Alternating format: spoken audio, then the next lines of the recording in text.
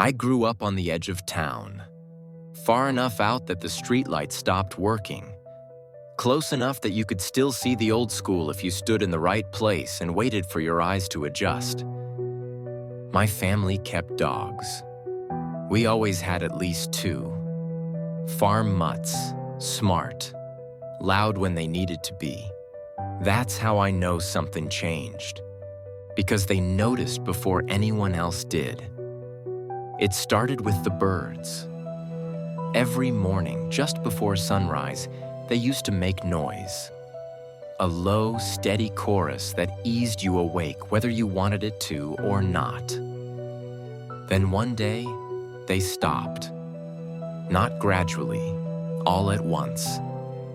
I remember waking up and thinking I'd gone deaf.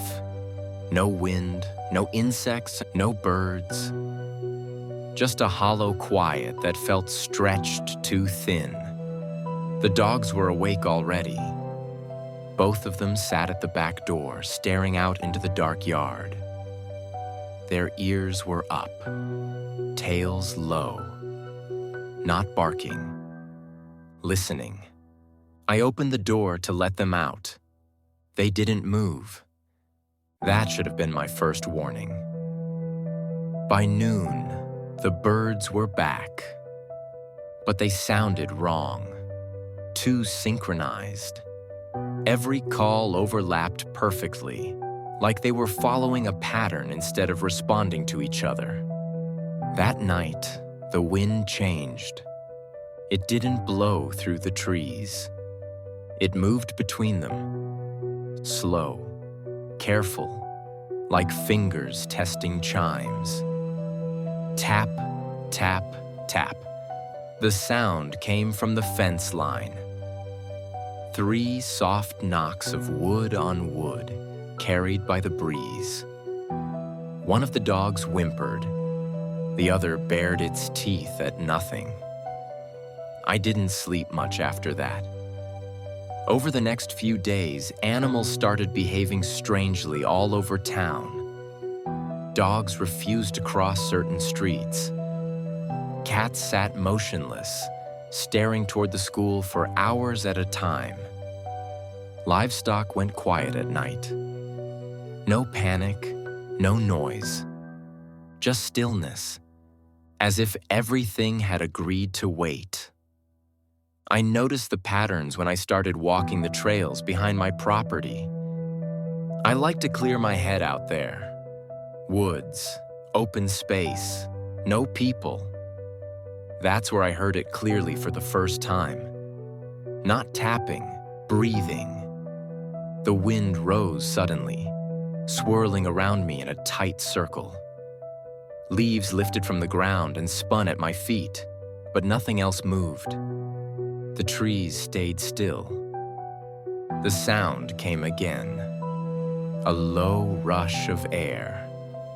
Then a shape formed in the grass ahead of me. Not a body, a path, grass flattening in a slow, deliberate line, as if something invisible was pacing back and forth. The dogs growled behind me. Then the birds screamed. Every bird in the trees took off at once, wings beating so hard it felt like pressure in my ears. I turned and ran. That night, the tapping came from outside the house, not on the walls, on the ground. 3 dull thuds, spaced evenly, like something heavy pressing into the earth. The dogs hid under the table. The wind whispered through the cracks around the windows. Not words, cadence, instruction. I started noticing things after that. Tracks that didn't make sense. Paw prints that stopped mid-step.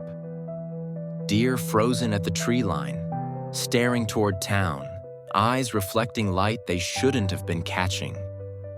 The school felt closer every day. Not physically, but everything seemed oriented toward it. Like gravity.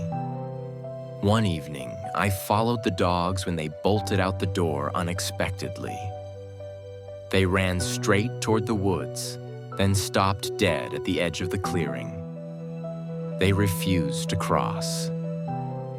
I did. The air shifted immediately. No sound, no wind. Even my breathing felt muffled. The ground ahead of me showed impressions forming on their own. 1, 2, 3. Each press sank deep, as if whatever was standing there weighed far more than it should. The wind moved again. This time it came from behind me, wrapped around my shoulders, guiding. The dogs howled, a low, broken sound I'd never heard from them before. I backed away. The impressions followed, closer. Then the birds returned, not flying, watching. They lined the branches silently, heads tilted at the same angle, eyes fixed on me. The wind pressed harder, not violent, insistent. I whispered, "I don't understand." The wind stopped. For the first time, I felt something like a tension. Then the tapping came, not from outside, from inside my chest. A pressure that matched the rhythm I'd been hearing for days. Tap, tap, tap. The animals fled, every single one. Birds scattered, the dogs ran for the house. The woods emptied. I stood alone in the clearing. The wind circled once more, then passed through me.